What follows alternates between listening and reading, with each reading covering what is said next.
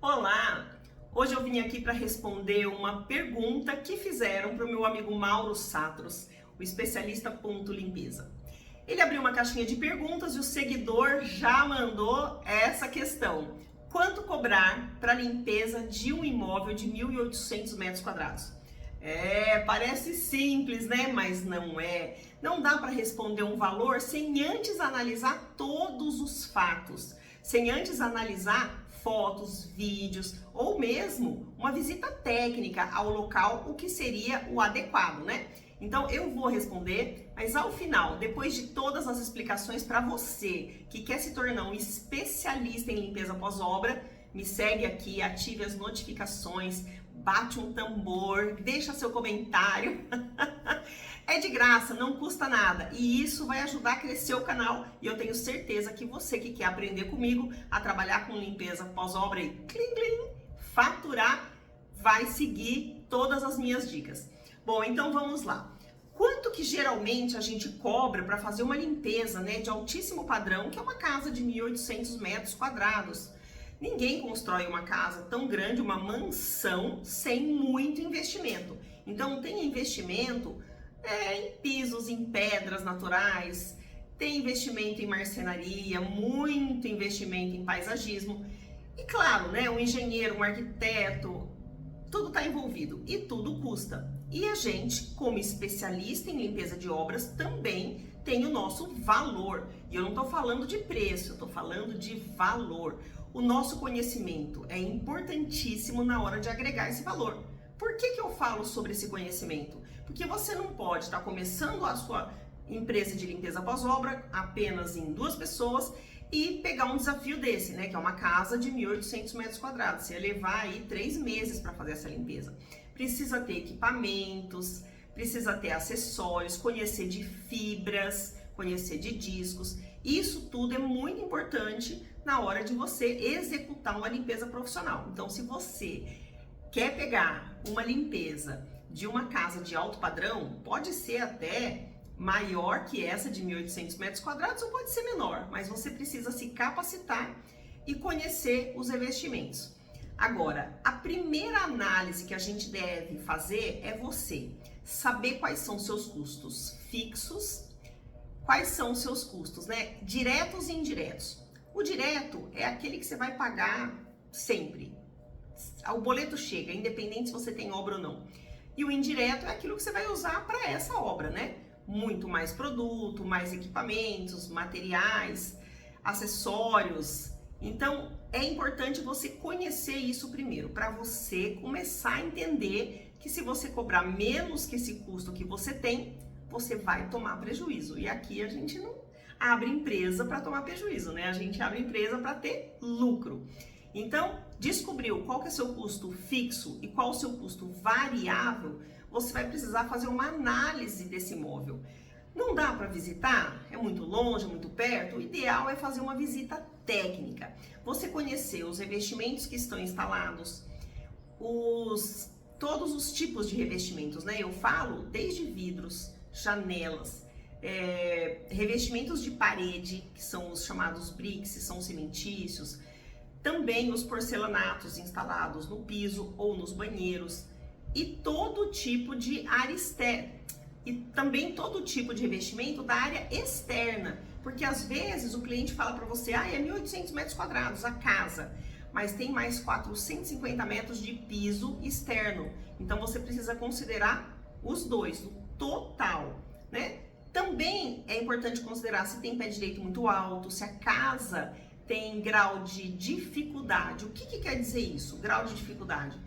Se eu preciso fazer a limpeza da área externa, se eu preciso de um andaime, se eu consigo montar um andaime nesse lugar, se eu vou utilizar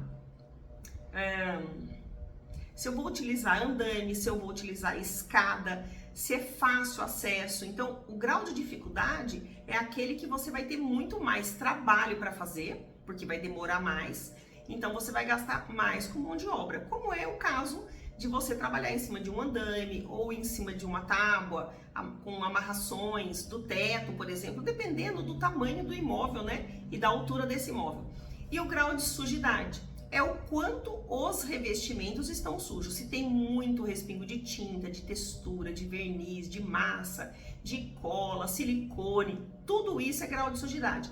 Se tiver muito grau de sujidade, você vai gastar mais produto, mais tempo, mais com mão de obra. Então, depois dessa avaliação completa de grau de sujidade e grau de dificuldade, você vai levantar quanto você vai gastar de produto. Então, eu preciso de produtos específicos, né? Um limpa-pedras, um produto para tirar resíduo de cimento de um porcelanato, que é diferente do limpa-pedras. Depois eu vou precisar de um produto alcalino para tirar graxa, para tirar cola.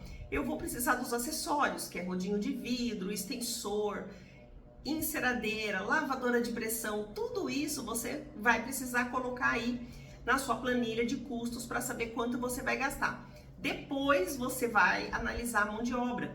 Quanto tempo que eu, com a minha mão de obra, 4 ou 5 pessoas, se eu vou levar mais pessoas, se eu tenho 2 transportes, né, 2 carros aí que cabe 10 pessoas, se o cliente tiver pressa, ou se eu vou ter que alugar uma van para atender esse cliente.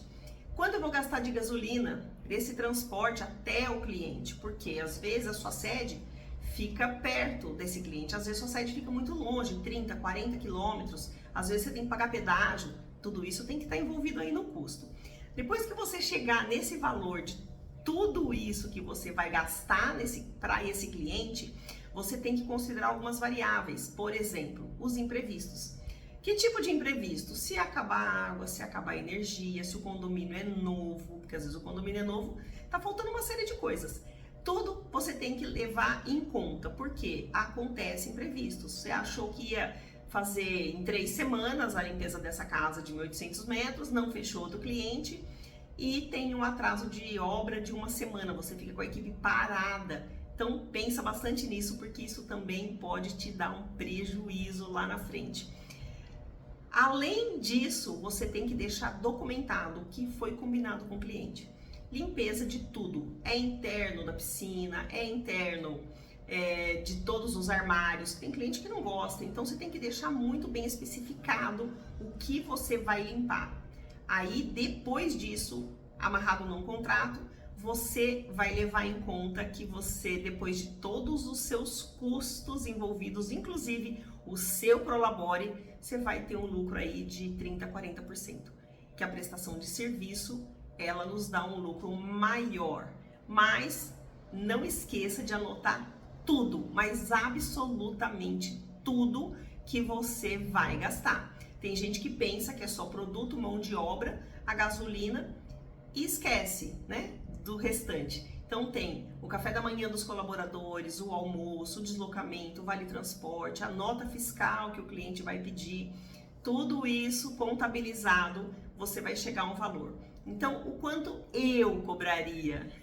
Que rufem os tambores! Quanto eu cobraria para fazer essa limpeza? Sem ver um grau de sujidade médio, tá? Médio. Também levaria aí em média 3 semanas para fazer essa limpeza de segunda a sexta. Eu cobraria em torno de 65 a 75 mil reais para limpar uma casa de alto padrão. É isso mesmo, de 65 a 75 mil reais. Isso considerando que essa casa, né, se essa casa fosse aqui em Campinas, São Paulo, se fosse no mês de abril de 2024, que é o mês que a gente tá aqui, que eu tô gravando esse vídeo, e cobraria esse valor. Por quê? Se fosse dentro de Campinas, até um raio de 10 quilômetros é próximo, né, a região aqui, então eu teria isso como deslocamento. Essa foi a base que eu fiz, tá? Sem ver, imaginando apenas o que teria, de acordo com casas que eu já limpei, né, de alvenaria, de acordo com as casas que eu já limpei, considerando armário embutido, considerando toda a limpeza, com 1.800 metros quadrados, eu cobraria esse valor. E você? Quanto você cobraria? Eu quero saber aqui nos comentários se você já limpou uma casa desse tamanho e se você cobraria esse mesmo valor.